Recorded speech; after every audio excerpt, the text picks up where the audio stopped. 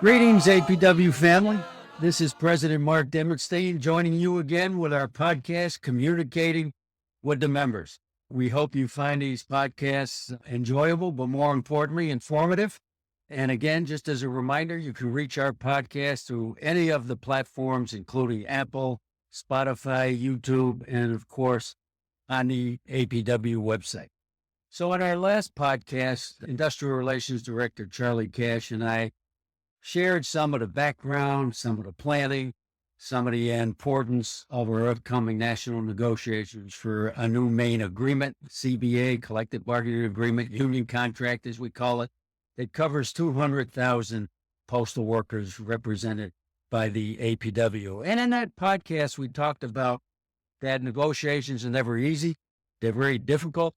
And the more organized we are, the more prepared we are, the better the results will be. And we talked about how negotiations really come down to a question of us building our maximum power and leverage as postal workers in relation to management.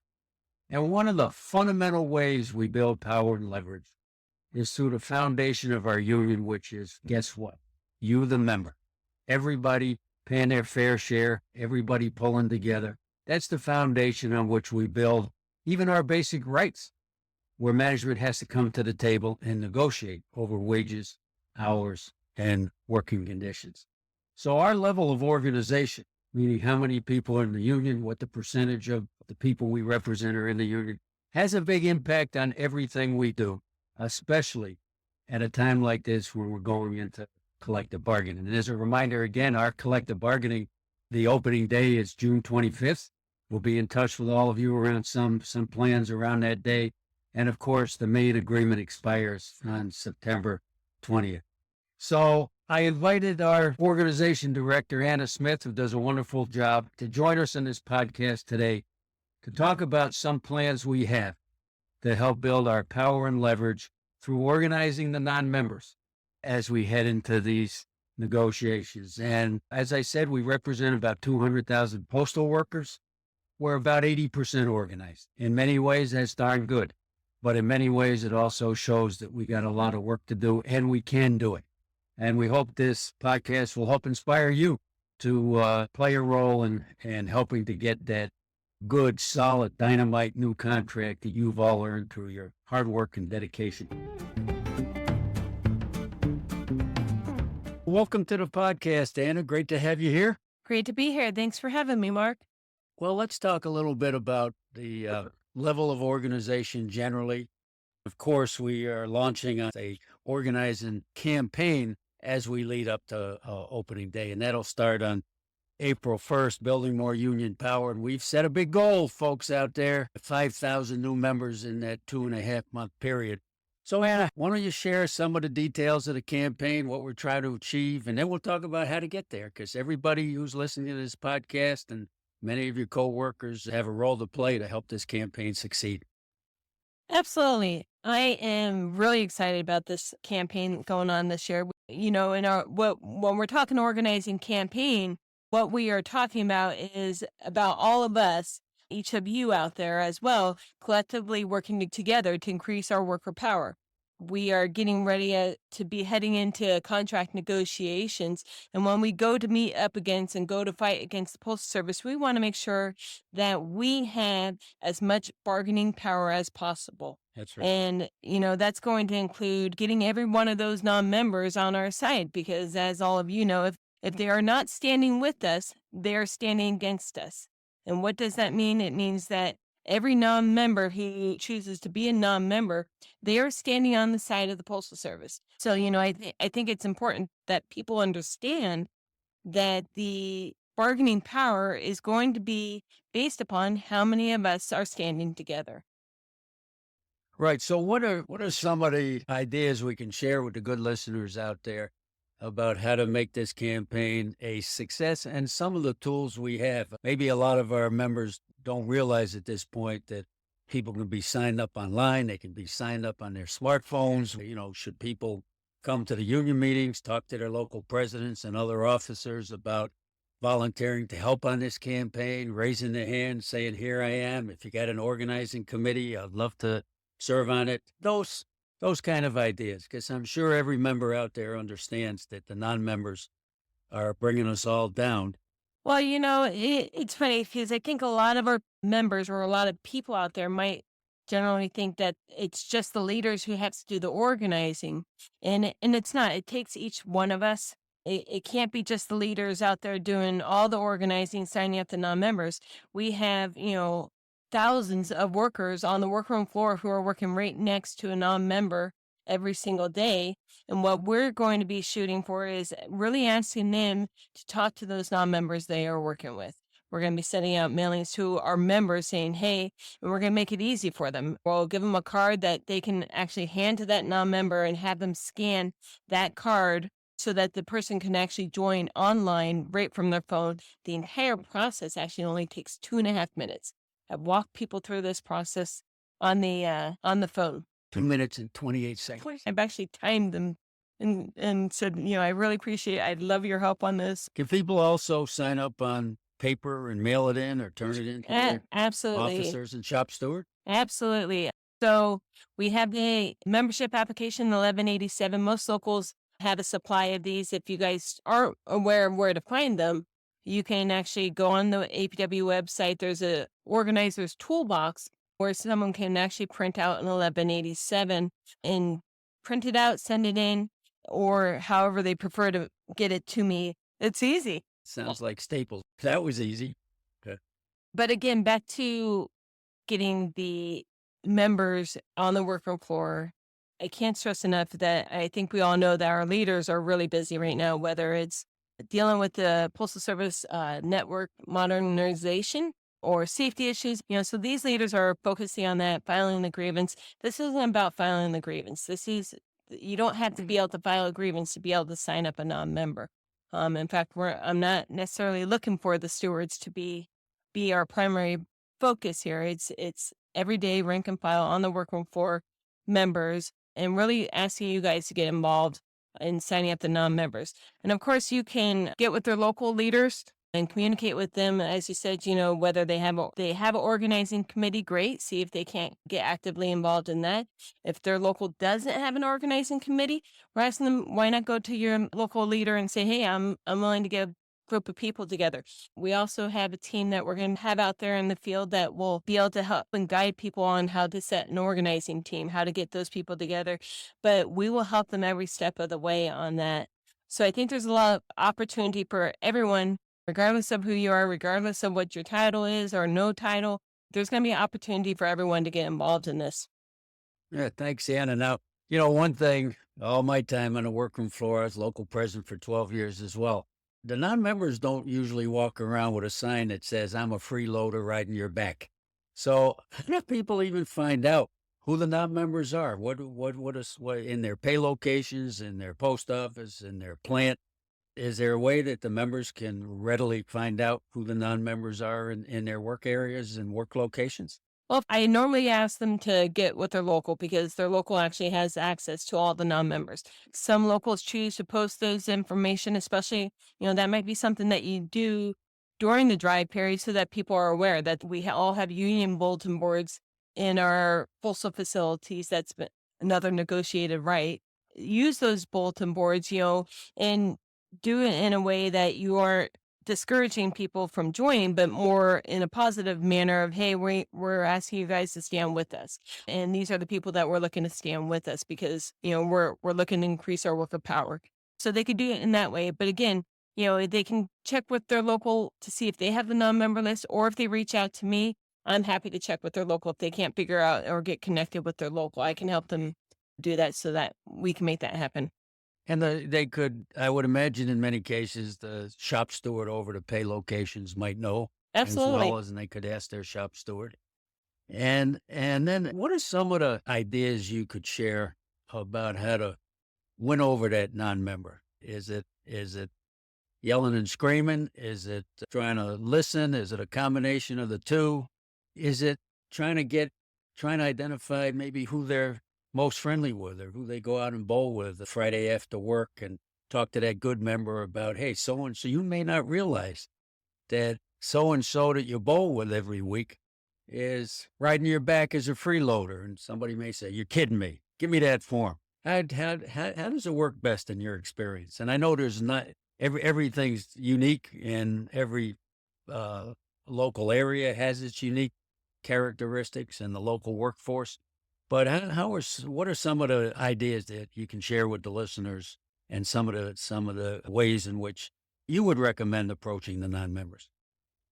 Well, I kind of got to laugh Of because course, it might I, depend how long they've been a non-member or I was how going to short they've been say, a I think, non-member. You know, I don't know that anyone's ever gotten anything by yelling and screaming or being aggressive, but I also feel that we need to make sure those non-members feel like they don't belong. I think that's the key is they want to come into work and they want to put their blinders on and pretend like they work in a non-union environment, that they, just come in and do their job and they don't want to talk to anyone and try to get by and skim by with people thinking they're in the union. The biggest thing I think is trying to, start out your conversation of letting them know that we want them to stand with us. And, I try to get across to people, not necessarily asking someone to join, but asking them to stand with you. It's much harder for someone to say, no, they are not going to stand with you than it is for someone to say, no, they are not going to join. yeah, and with a contract coming up, that's a very compelling message, because we're going to have to stand together if we want the kind of results that postal workers have earned and deserve. So I've been around the block on the workroom floor for many years, and always liked organizing and talking to the non-members. And you hear these classic lines out there, these classic answers. Well, the union's never done anything for me. How do we answer that? You know, Every the thing I try to push, and again, this just came from the AFL-CIO on how to deal with these non-member questions or their responses, is ignoring the excuses. I think a lot of times we all feel like we got to instantly try to solve whatever their issue is.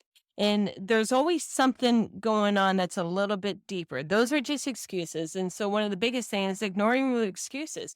Finding out, if someone says, hey, the union's never done something for me, really trying to ignore those excuses that they're giving and find out what issues are going on in the workroom. There's always something holding them back. And, one of the examples I often give is overtime, where people are like, want to blame the union for them working overtime, and really kind of helping them. And when they say, well, I'm not going to join the union because the union always makes me work overtime, it's the union's fault, I have to use it. And what I mean by ignore the excuses is, so whose decision is it to work you the overtime? And get them to realize that it's actually a management decision. That's all those issues that they're having, it's the result of management. And the only way to change things is going to be by us standing together. Yeah, and I know the good listeners out there. I mean, the absurdity of the union's never done anything for me, when this contract, we're in our fifth COLA of 6, just in this contract, that our main agreement from 2021. Our COLA is, for the career employees, is $5,300 more dollars a year, going forward year after year during this time of high inflation. Just a wonderful, hard-fought union right. Almost no worker has it in this country. Even the other postal workers now have what we call prorated COLA. They don't have full COLA. We're the only union standing. Somebody's got the nerve to say, what's the union done for me lately? And then even thinking about this network realignment or modernization. The fact that there are going to be changes, and we as a union will stand strong and do the best we can in light of those changes. But the fact that we have a 50-mile limit, that an employee can't be moved more than 50 miles, so families don't get disrupted, people don't have to sell homes, spouses don't have to quit jobs, kids don't have to change schools. That's another incredible union one right. Same with our no layoff protection for the career employees of more than 6 years, and actually everyone who was career when the contract was signed and effective last couple years ago, September 2021. People have no layoff protections. Unheard of. So when people get into this petty thing, well, the union didn't win my overtime grievance, or they didn't win this, or I couldn't get my leave that day, and they're worthless. All those people are gladly taking that COLA to the bank, are relishing in the security, deep job security that so few workers have, but have the nerve to say, I'm not going to pay my dues because the union doesn't mean anything to my life and my family's life. And at the end of the day, Anna, I've always felt that it's just selfishness and greed for the most part. I'm not going to pay, and somebody else will have to do it, and the union will have to do what they do. So that's another question I had for you. And I'm sure you've heard it. I'm sure the people out there have heard it if they've ever talked to members. Well, the union's got to represent me anyway. Why should I pay dues?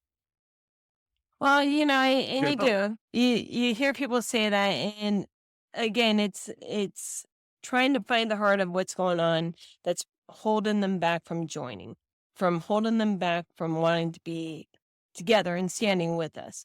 So someone who says, "Hey, I get represented anyway," you sure do. However, we are working together to collectively increase our bargaining strength. Everything that we have, and so you just go into you're basically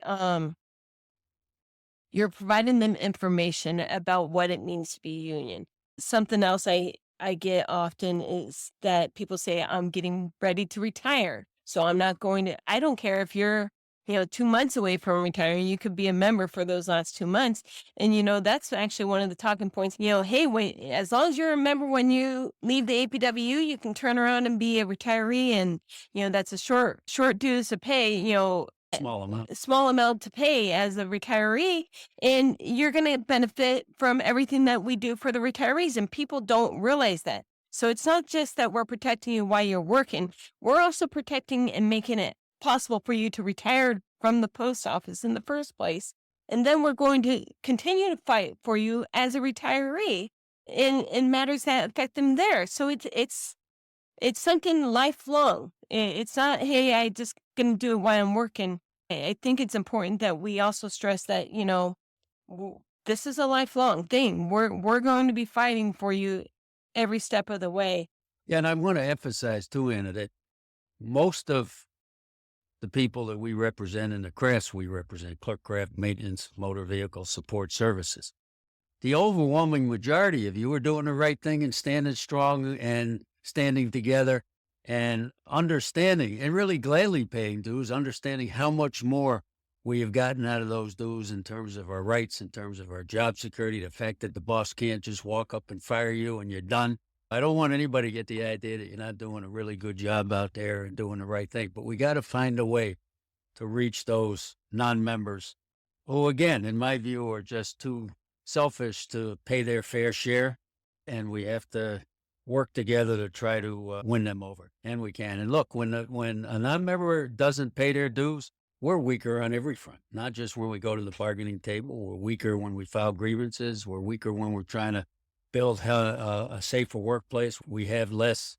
resources, but more important than that, we have less participation, less ideas, less creativity, less unity in action when people are not part of the union. Of course, the non-members don't have a say, and they don't have a voice. And so part of our appeal to the people that we work with is the union's here, the union's strong, but we can be stronger, and you also need a voice.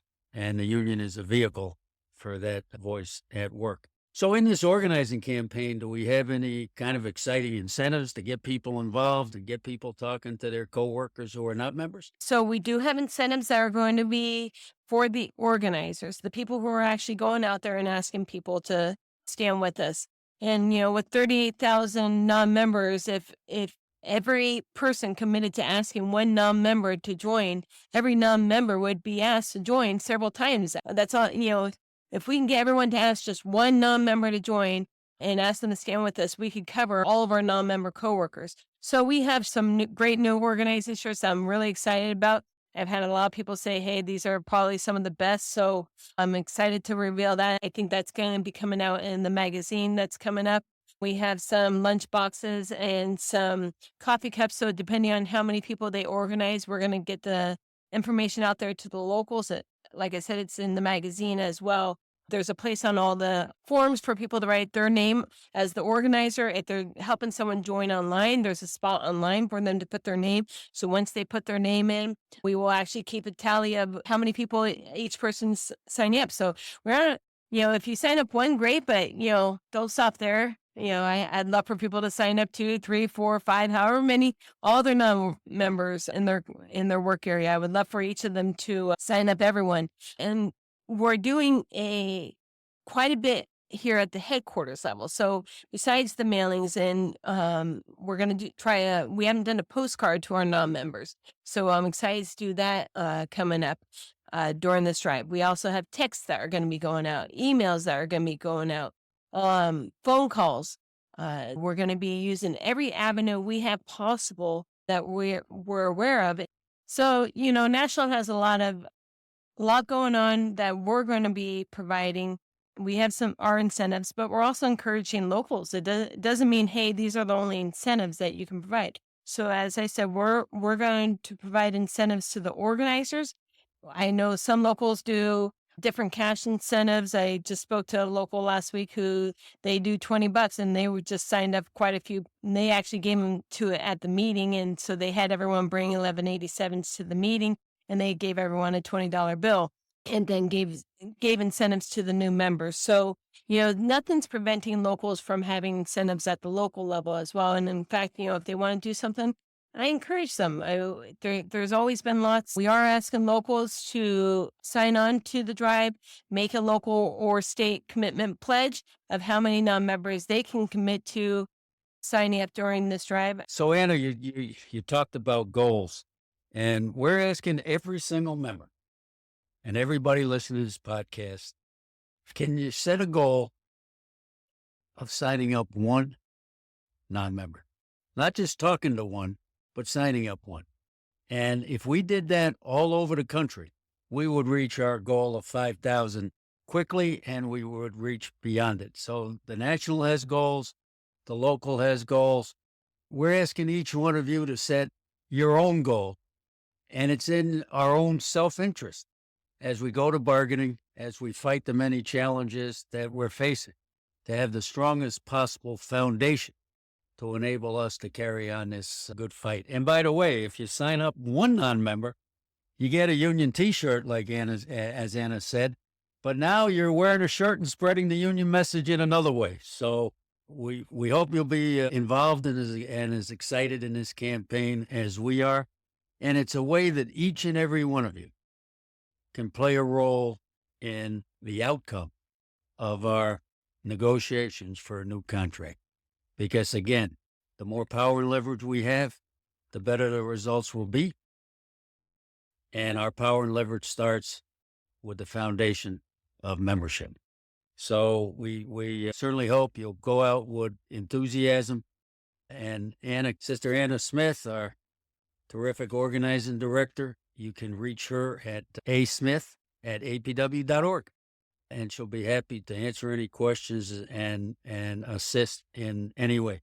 This is very doable, and building union power is our way to an ever better future. We've discussed the 1187s a couple times. I just want to remind people again, that's the membership form. So when we say 1187, that's the form that people have to fill out to authorize their dues deductions.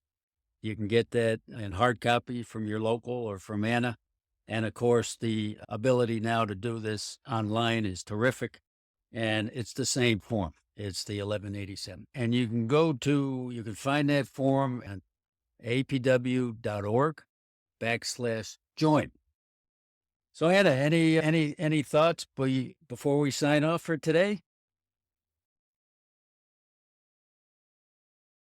So even though we're kicking off our drive on April 1st, I need locals and people to start planning now. Make the plan now, what you're going to be doing. Don't wait till April 1st to start making that plan.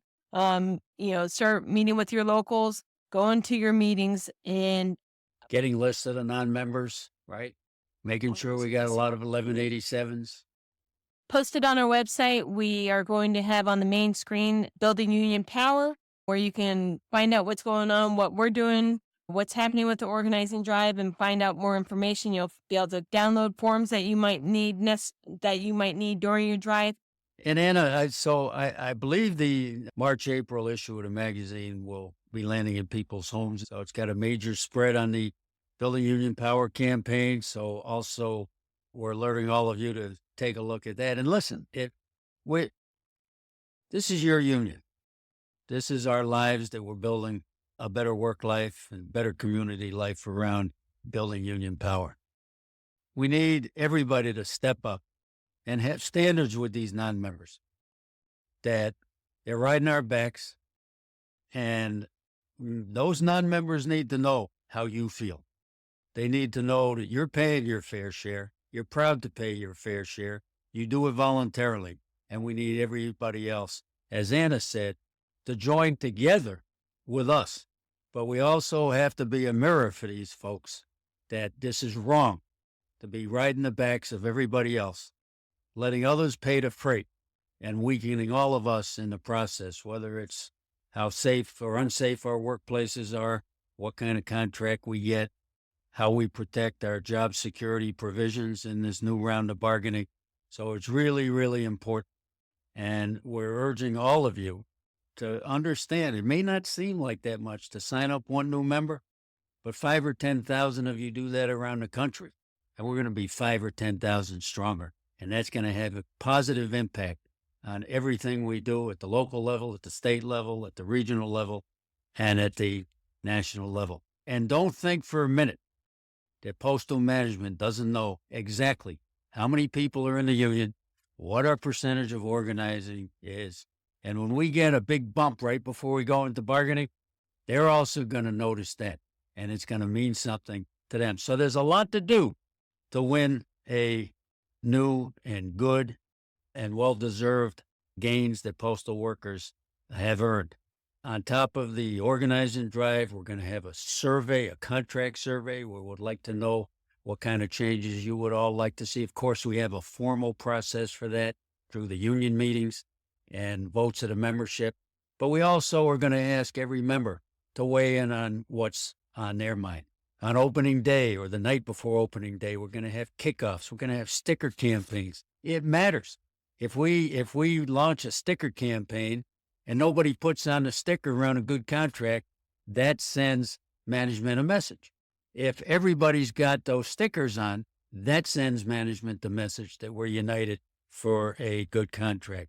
So we need for you to be involved on every front, in your local union, around the contract campaign, around the health and safety fights. And of course, the focus of this podcast today was how we can each be organizers.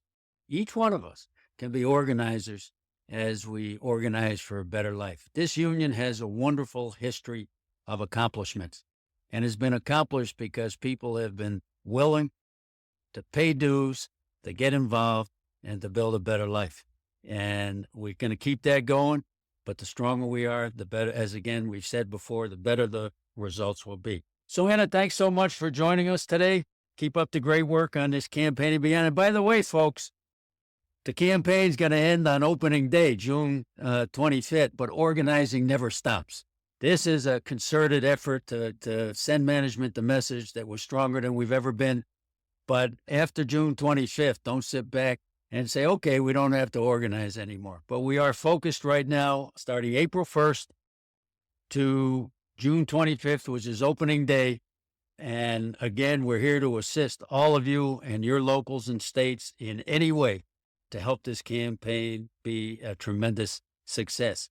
So carry on, everybody. We hope everybody's well. We know you're all working hard. It's not always easy with all of management's plans, all of their mismanagement, but we can be very proud that we're here for the people of the country, very proud that we're union strong, and just recognize that with all of your work and all of your help, we can be even that much stronger. So again, I just want to remind everybody that the podcast is available on all the platforms, Apple, Spotify, YouTube, and of course the APWU website. If you like these podcasts, share it with the members. Let them know that it's available out there. And if you have any ideas about subjects for the future that you'd like us to address, about ways we can improve the podcast, please share them with us. This is simply an effort to try to use new technology to help share information with all of you, and information that you can use as postal workers and postal union members and activists. So we welcome all your input. So be well, be strong. We'll talk to you next time. You can download the podcast on all streaming services, including YouTube, Apple Podcasts, Spotify, or wherever you listen to podcasts regularly.